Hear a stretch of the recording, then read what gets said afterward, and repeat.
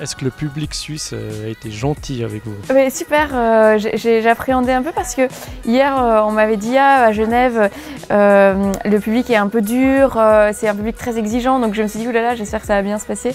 Et en fait, public super chaleureux, vraiment j'étais agréablement surprise, je suis très contente. Mais en général, les Suisses aiment bien les Belges parce qu'ensemble, ils peuvent se moquer des Français. J'ai l'impression, quand on a un ennemi en commun, du coup, tout de suite, ça rapproche. À quel moment vous vous êtes dit, je veux faire de l'humour plutôt trash?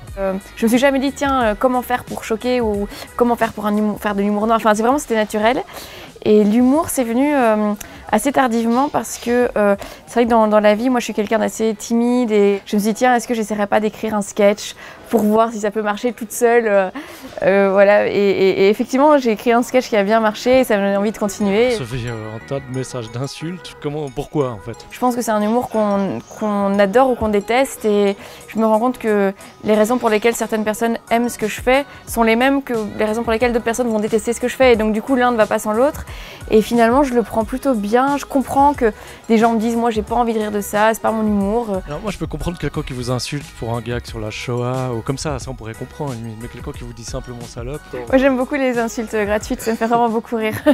Parfois je reçois des messages mais super longs d'insultes, mais les pires insultes du monde et j'adore, je lis ça avec mes amis, on est mort de rire, on se dit mais comment les gens passent autant de temps à écrire, enfin c'est tellement original en plus dans l'insulte, ils sont vraiment beaucoup de ressources, c'est assez drôle.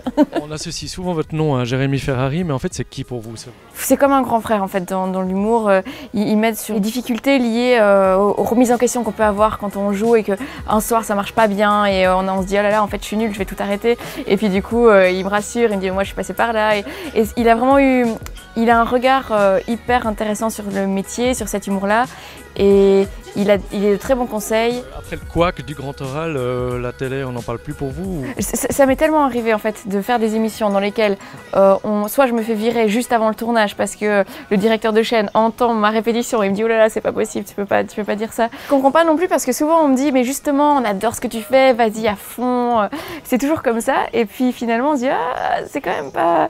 Finalement est-ce que tu veux pas enlever cette vanne là, est-ce que tu veux pas changer cette phrase là?